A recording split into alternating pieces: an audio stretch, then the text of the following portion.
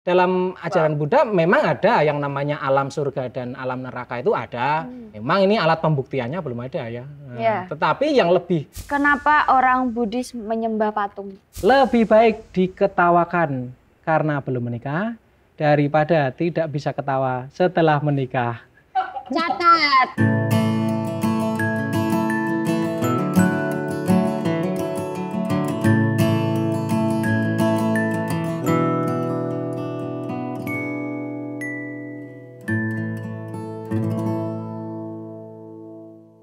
Namo Buddhaya, Sobat Polgov. Saya sedang ada di Vihara Karangjati, sebuah vihara tertua di Yogyakarta bersama Bapak Toto Tejamano. Yang pagi ini sebetulnya ya tidak terlihat seperti pemimpin rumah ibadah umat Buddha, tapi lebih terlihat seperti pemuda soleh yang mau berangkat Jumatan. Ya, ini sebetulnya kostum ini tuh kan mirip-mirip sarung ya Pak ya. Ini berasal dari tradisi agama Buddha atau udah ngeblur nih sama Nusantara Pak ini? Ya ini tradisi Nusantara. Jadi ini tuh kan kain batik yang kita pakai. Ya jadi tidak kemudian harus bernuansa agama. Lalu misalnya seperti ini koko ya. Koko aja bahasanya kan koko itu berarti Chinese ya, nggak harus pakai bahasa Arab ya. Jadi kayak saya ini kan kayak kalau dikira nih orang mau pergi ke masjid, padahal ya enggak. Orang begini bisa pergi ke sembayang. Kalau kita lihat juga di Bali misalnya, teman-teman Bali yang mau pergi ke pura pakai seperti ini juga, hanya mungkin tambah udeng. Jadi ya soal pakaian tuh kita biasa aja, netral secara aja. wajah itu kan juga sangat Jawani ya Pak ya, nggak seperti pikiran orang Buddha harus yang kayak Cina-Cina gitu. Jenengan juga nggak harus kayak orang Arab. Oh iya. Ya jadi kan kadang-kadang kita berpikir gitu ya. Orang Bali harus Hindu, orang Hindu harus Bali, orang Buddha harus Cina, orang Cina harus Buddha, atau orang Arab harus Islam, orang Islam harus Arab. Itu tidak begitu kan. Orang juga sering keliru ya bahwa munculnya agama Buddha itu di Cina ya. Saya berkali-kali mengajar misalnya di Sanata Dharma, di UIN, di Akmil, di teman-teman Polri itu juga taunya itu kalau agama Buddha itu munculnya dari Cina, padahal sebenarnya kan dari India.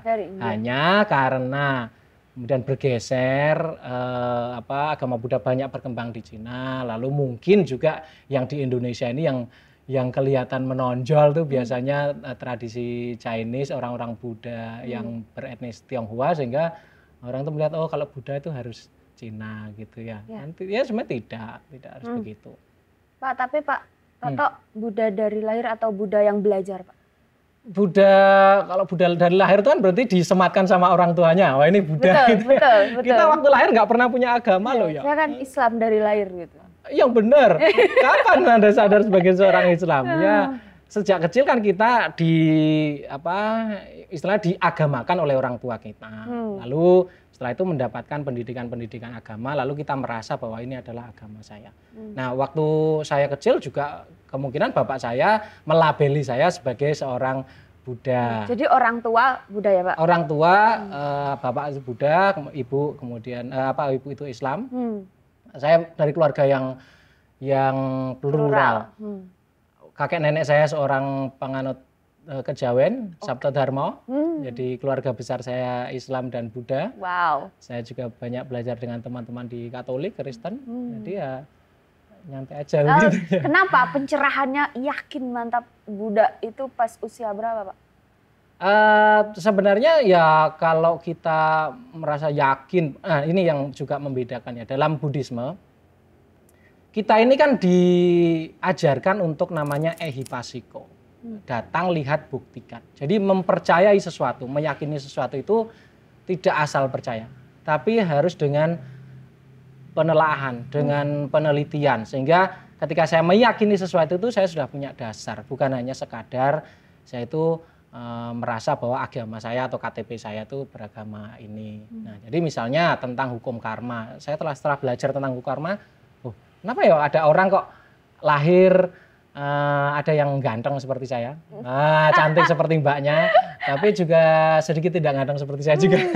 Nah itu banyak juga. Kenapa kok ada orang yang kaya, ada orang yang tidak kaya, ada orang yang sempurna, tidak sempurna, kenapa ada yang pinter sekali, ada yang tidak pinter. Oh kenapa sih? Kalau kita bertanya-tanya dalam ajaran Buddha, oh itu karena karma, karena perbuatan di masa lalunya. Yes. Hal-hal seperti itulah yang kemudian juga membuat saya, oh ini ada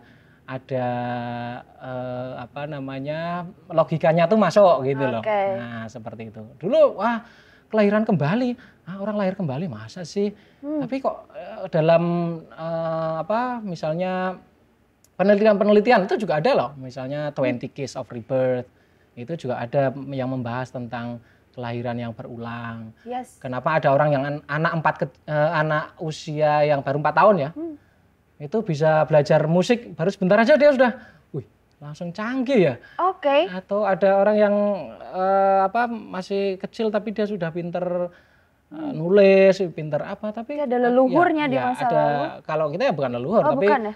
kelahiran di masa lalunya, kemudian dia terbiasa menulis, terbiasa belajar musik, sehingga ketika dia lahir pada saat ini, dia seperti hanya tinggal mengulang saja. Atau misalnya kita juga merasa kadang-kadang, loh saya dengan Mbak Kalis ini kok rasanya sudah pernah ketemu ya? Ketemu di masa lalu. Apa ya rasanya, padahal kita ya belum pernah ketemu. Jangan dulu kita guru dan murid. Wah, ini nanti ya begitu ya. Oke.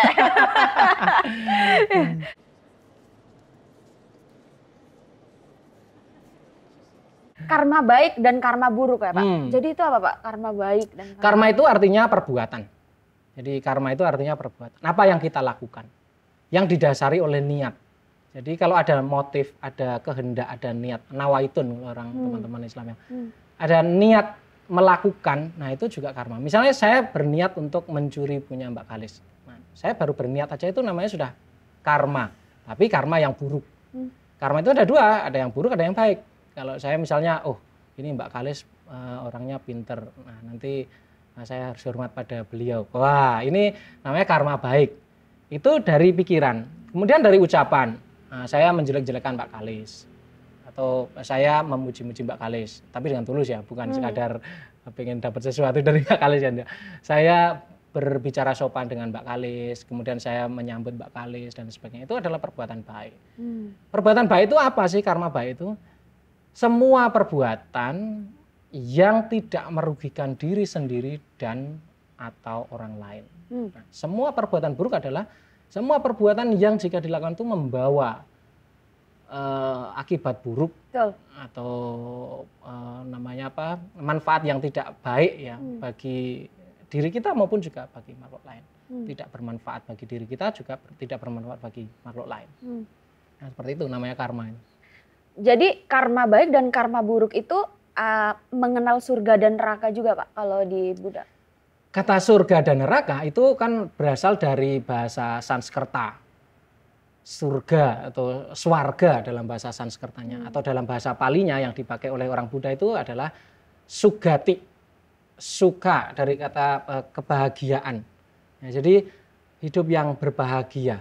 Keadaan pikiran atau keadaan alam yang membahagiakan. Neraka itu dalam bahasa Sanskertanya atau dalam bahasa Palinya niraya atau naraka. Ya, keadaan batin yang tersiksa, keadaan batin yang tidak bahagia. Jadi kalau dari akar surga di bumi dan neraka di bumi. Loh, begitu misalnya Mbak Kalis itu saya marah-marahi, apa yang terjadi? Di dalam hatinya itu sedih, kemeropok, panas, ya itulah nerakanya Mbak Kalis. Tapi begitu Mbak Kalis datang ke sini disambut dengan happy, kita tersenyum bahagia, itu ada menciptakan surga di sini. Jadi dalam ajaran Buddha memang ada yang namanya alam surga dan alam neraka itu ada. Memang ini alat pembuktiannya belum ada ya. Tetapi yang lebih memungkinkan adalah surga dan neraka itu ya di dalam pikiran kita, di dalam hati kita sendiri. Jadi ini bisa kita rasakan sekarang, nggak harus nanti nunggu setelah mati. Nanti nanti setelah Anda tidak ada di dunia ini baru nanti dihadiahi surga atau neraka, tidak. Tapi sekarang ini di sini saat ini Anda bisa merasakan neraka maupun surga. Wow. Ya.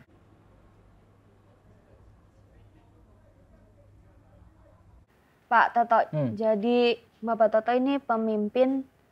Saya ketua wihara di Ketua wihara ini. Wihara Karangjati, Yogyakarta. Umur berapa Pak? Umur berapa? Nah, kalau katanya sensitif nggak? Iya sensitif kalau nggak salah umur. Saya pengen tahu untuk menjadi ketua sebuah rumah ibadah tuh di Buddha jenjang karirnya umur berapa gitu? Kalau saya ini kan tidak ideal ya. Karena kalau di Indonesia ini kan penganut agama Buddha nggak banyak. Nah, orang yang mau ngurus wihara, orang yang mau melayani untuk orang banyak itu kan ya sedikit juga. Sehingga mungkin ya adanya itu ya sudahlah dipakai. Justru orang Buddha karirnya cepat gitu. Kalau di Islam tuh antri Pak, soalnya yang tua-tua masih banyak. Lah ya itu. Jadi ini bisa berkah tapi juga kadang-kadang ya nanti kalau ini kok baru usia segini kok sudah jadi pemimpin agama ya. Memang adanya itu gimana?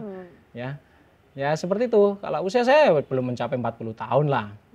Wow. Nah, muda dan 17 tahun soleh. Ya. Ketua vihara berarti nggak harus biksu? Tidak harus. Ketua wihara itu kan sifatnya organize ya, atau institusi. Itu ya siapa saja yang mau dan punya kompetensi untuk memimpin suatu wihara, ya dia boleh-boleh saja. Nah, kalau biksu itu malah sebenarnya kan kalau biksu itu dia tidak terlalu banyak berinteraksi dengan banyak orang, sehingga karena memang melatih spiritualitas ya. Tetapi dalam hal-hal tertentu para biksu itu kan dianggap sebagai yang punya spiritualitas lebih tinggi, punya pengendalian diri yang lebih tinggi, sehingga kalau beliau jadi pemimpin suatu organisasi atau wihara atau apapun itu, ya orang yang punya pengendalian diri ya tentu biasanya bisa memimpin lebih baik.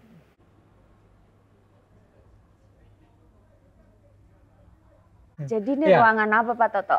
Ini namanya Dhammasala. Dhammasala itu tempat untuk melakukan puja bakti atau sholat atau sembahyang bagi teman-teman di agama lain ya. Ini namanya altar. Betul. Ya, di altar ini ada patung Buddha, ada bunga, ada nanti bakar dupa, ada lilinnya, ada kadang-kadang ada buah-buahan, ada air. Ya, seperti itu. Ya. Tapi sebetulnya umat Buddha bisa beribadah juga di rumah masing-masing ya. Jadi setiap rumah itu ada tempat altarnya sendiri. Beribadah dengan ritual ibadah itu saya agak memaknainya lain. Kalau ritual ibadah itu ya mungkin biasanya ada sepertinya di rumah juga ada altar kecil, ada apa, lalu pakai ritual-ritual tertentu, membaca teks kitab suci. Tapi kalau ibadah itu sebenarnya dari pikiran, ucapan maupun perbuatan kita itu namanya juga ibadah loh. Kalau itu yang kita lakukan untuk hal-hal yang baik, yang berkarma baik tadi. Nah, jadi kalau ritual ibadah ya di rumah bisa, di wihara bisa, di candi bisa, di kantor bisa, itu juga bisa kita lakukan kok. Pak, ini kan sebetulnya secara dekorasi tuh Jawa, ada unsur Indonesianya ya. Tapi di atasnya tuh stupa ya. Rupang Buddha namanya. Rupang Buddha, bukan stupa. Bukan, kalau stupa itu yang Candi Borobudur yang yang itu bentuknya khusus untuk Candi Borobudur. Tapi kalau yang itu yang atas tuh Pak yang putih. Oh ya maksudnya itu ya. Itu ada gambar stupanya ya benar-benar. Benar, itu gambar stupa. Kayaknya setiap agama itu simbolnya itu kan selalu menuju ke atas gitu ya Pak ya. Kalau lihat naik-naik candi itu kan juga selalu menuju ke atas. Itu ada pemaknaan tersendiri nggak sih Pak? Ya, kalau kita berbicara tentang keluhuran atau kedamaian atau kebahagiaan itu tingkatannya akan tinggi gitu ya. Kalau kita misalnya pilih tinggi atau rendah ya, tetap kita misalnya tinggi. Jadi menuju ke hal-hal yang luhur, adi, tinggi, mulia itu ya luhur. Sehingga dia ya seperti ini, ya kan bentuknya tumpeng, stupa, ya apapun ya menuju ke atas. Begawan atau orang-orang suci itu kan selalu menyepi di gunung gitu ya, naik gitu. Ya tapi ya memang kalau itu kenapa mereka ke gunung, karena memang mencari suasananya, suasana yang lebih hening, lebih tidak banyak berkontak dengan banyak orang sehingga memperoleh kedamaian. Nah, kedamaian itu sesuatu yang luhur. Luhur itu mulia, tinggi. Nah, jadi kalau dalam Buddhisme ya tidak kemudian ini tinggi itu atas itu Tuhan gitu ya, tidak begitu, karena Tuhan ya kita nggak pernah tahu tempatnya di mana ya, ada di mana-mana mungkin ya. Nah seperti itu. Tapi kalau ini memang menuju ke keluhuran. Nah stupa itu kan bawahnya itu besar, kemudian mengecil seperti ini. Sebenarnya ini landasan ya, berbicara tentang landasan. Bagaimana orang itu punya pondasi hidup yang kuat, yang kokoh. Nah pondasi hidup yang kokoh itu apa? Ya keyakinan, ya moralitas, itu adalah pondasi kehidupan. Nah, nanti setelah dia naik, dia akan sudah mulai menuju kepada hal-hal yang sifatnya spiritualitas. Sekarang orang Buddha menyebutnya sebagai meditasi, sampai kemudian menuju kepada yang paling tinggi yaitu kebijaksanaan hidup. Nah, jadi dasarnya itu keyakinan, moral, kemudian dia nanti kalau sudah lebih tentram, dia bisa bermeditasi dengan baik dan dia bisa mencapai kebijaksanaan hidup, atau orang Buddha menyebutnya sebagai menembus nirwana atau nibbana itu.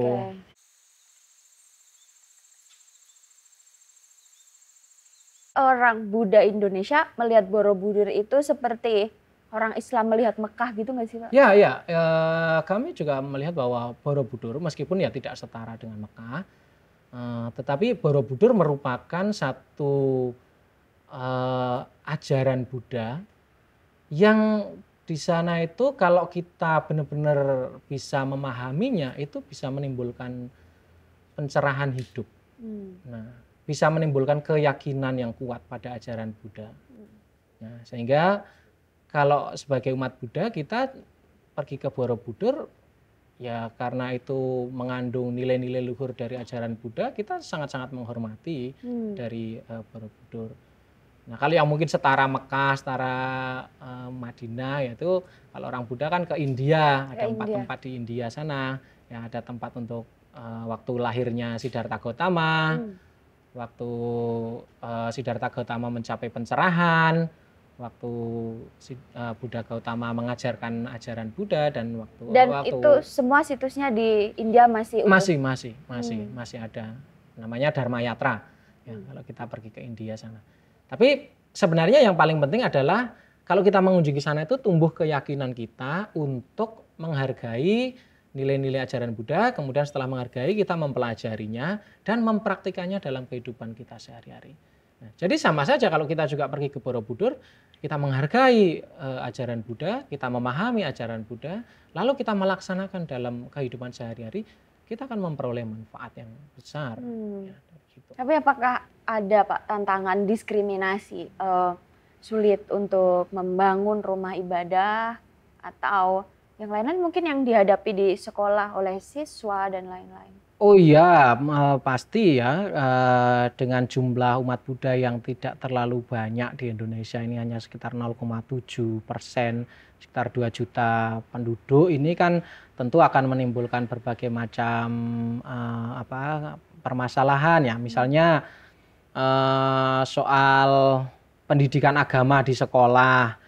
Ya, misalnya di satu sekolah itu ada satu siswa yang beragama Buddha. Nah, mungkin maksud sekolah tidak mendiskriminasi, tapi kadang-kadang ya mau cari guru yang beragama Buddha, bayarin penuh, lalu untuk bayar 1 orang gitu juga kadang-kadang ya gimana ya.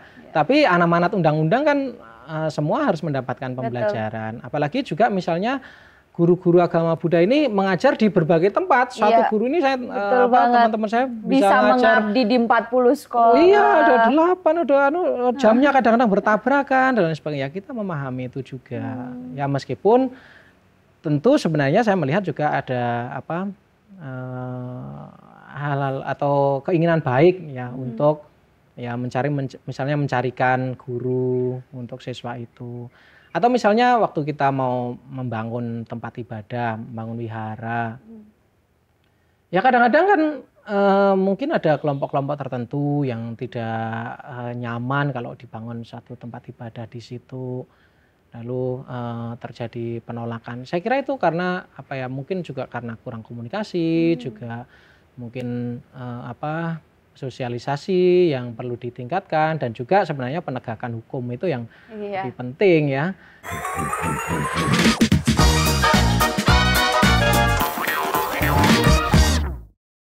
Pak Toto, saya sudah mengetik keyword di Google, mempertanyakan top questions atau pertanyaan-pertanyaan yang paling banyak ditanyakan netizen di luar sana. Kalau netizen 62. Buddha, Pak. Ya. Ya. Terus ini pertanyaan-pertanyaannya ini agak sedikit nggak sopan sebetulnya ya.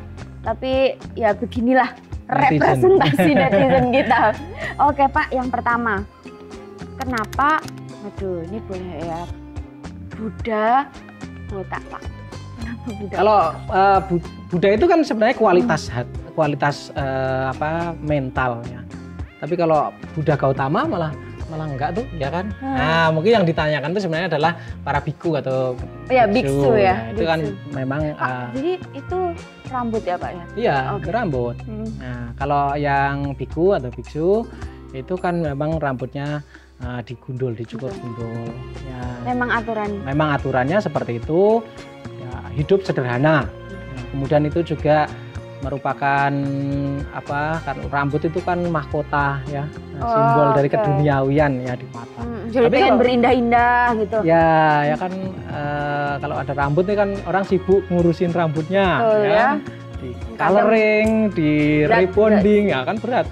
Dan simpel juga nggak keramas jadinya. Ya, praktis saja. Tapi kalau seperti saya ini kan karena umat awam ya, kalau saya Buddhis yang umat awam, ya itu rambut saya boleh gondrong, boleh rapi, boleh apa ya monggo saja.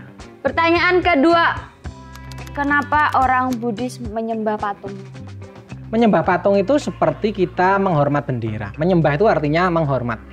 Jadi tradisi menghormat itu macam-macam ya. Ada seperti ini, ada orang Jepang seperti ini, militer ya seperti ini. Kemudian orang Jawa mungkin salim. Nah, itu kan penghormatan. Jadi menghormat itu kalau kita ada patung Buddha lalu menghormat seperti ini itu sebenarnya bukan menyembah tapi menghormat. Ya menghormat bukan patungnya tetapi simbol itu kan patung Buddha itu simbol dari Buddha Gautama yang telah mengajarkan dharma kepada kita. Jadi kalau misalnya kita menghormat bendera merah putih, nah itu kan bukan kita menghormat kepada tiangnya, kainnya, senarnya kan enggak, tapi menghormati keindonesiaannya, mencintai keindonesiaan, menghargai para pahlawan. Ya seperti juga kalau orang Buddha berada di depan patung Buddha itu, oh ini menghormati ajaran-ajaran Buddha, kemudian bertekad melaksanakan ajaran-ajaran Buddha seperti itu.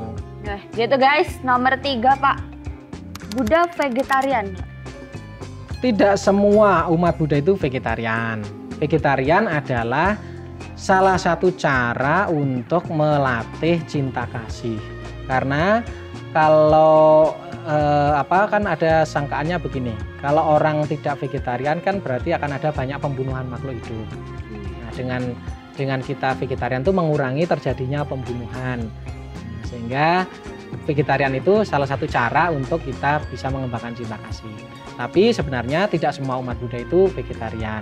Asalkan dia boleh makan daging, asalkan tidak bunuh sendiri, tidak mengorder. Itu ada binatang tuh tolong dibunuh untuk saya, itu nggak boleh.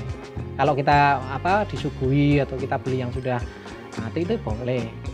Keempat, top questions di Google. Apakah Buddha itu nabi? Nabi, saya harus pakai pengertiannya teman-teman, nabi itu apa ya kan. Tapi kami tidak memandang itu sebagai nabi. Buddha kami pandang sebagai guru atau inspirator.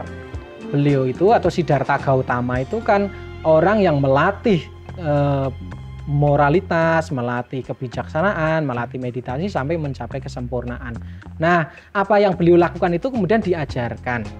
Lalu kami sebagai yang mengikuti Buddha Gautama ini melihat itu sebagai guru atau inspirator untuk kita juga bisa mencapai apa yang Siddhartha Gautama capai, yaitu mencapai kebudayaan itu sendiri. Top questions nomor 5 Pak, apakah Buddha dan Konghucu sama? Beda, namanya aja beda. BUDDHA Konghucu kan beda. Kalau Buddha itu kan sebenarnya berasal dari India, tapi kalau Konghucu kan berasal dari Cina, Tiongkok. Tetapi kenapa menjadi sama? Karena di Tiongkok atau di Cina sana kan ajaran Buddha itu bisa menyatu dengan ajaran lokal di sana. Ada Tao, ada Konghucu. Lalu di Indonesia ini orang-orang Tionghoa itu biasanya mereka juga mempraktikkan tiga, ya, mempraktikkan Taoisme, mempraktikkan Konghucu, dan mempraktikkan Buddha. Nah, dalam organisasinya itu namanya Tridharma, 3 ajaran. Jadi ada Buddha, Konghucu, dan Tao. Top questions nomor 6. Ini pertanyaannya agak aneh nih Pak. Kenapa Buddha disembah? Apa nih maksud pertanyaan ini? Saya juga tidak paham. Ya mungkin di ya tadi ya seperti patung Buddha atau apa tadi. Tapi Buddha itu kan kualitas kesadaran, kualitas spiritual. Ya, disembah itu dalam arti adalah dia dipuja karena dengan memuja itu bukan hanya sekadar kita untuk meminta-minta, itu bukan. Menyembah itu bukan meminta-minta gitu. Tapi bagaimana kita bisa terinspirasi dari kualitas kebudayaan itu sendiri. Sehingga sebenarnya di dalam hati kita ada kualitas Buddha, namanya bodhicitta dalam diri kita itu. Sehingga kalau kita kembangkan ini akan menjadi besar dan menjadi Buddha. Jadi disembah itu dalam arti sebenarnya menghormati, menghargai, dan menjadikan itu sebagai inspirasi kita untuk bisa meningkatkan spiritualitas kita sampai juga mencapai kebudayaan itu sendiri. Top questions number 7. Saya yakin ini yang nanya sebetulnya anak-anak muda Buddha sendiri. Apakah orang Buddha boleh menikah beda agama? Kalau lagi galau. Beda keyakinan tuh yang susah ya. Saya yakin dia nggak yakin. Nah, itu namanya beda keyakinan. Kalau beda agama itu kan dalam agama Buddha sih boleh-boleh saja ya. Meskipun memang Sang Buddha mengatakan idealnya perkawinan itu namanya sama sada, satu keyakinan. Tapi keyakinan tuh nggak harus soal agama loh ya. Iya. Kalau Anda nggak yakin ya gimana kita mau menikah juga kan. Nah, beda agama ini kan sekarang ya banyak orang mensiasati ya, misalnya ya agamanya KTP-nya diganti dulu, nanti setelah disahkan oleh pemerintah lalu dia berpindah masing-masing ke agamanya yang dulu. Banyak cara menuju cinta ya Pak. Ya itulah namanya cinta itu lepas dari soal identitas kadang-kadang ya. Betul, pandai-pandai bersiasat. Pandai-pandai bersiasat. Nah, sebenarnya itu kok kenapa Sang Buddha mengajarkan orang itu menikah sebaiknya sama sada, satu keyakinan atau setara dalam keyakinan, setara dalam moralitas, setara dalam kebijaksanaan, setara dalam kedermawanan. Karena tujuan dari perkawinan itu apa sebenarnya?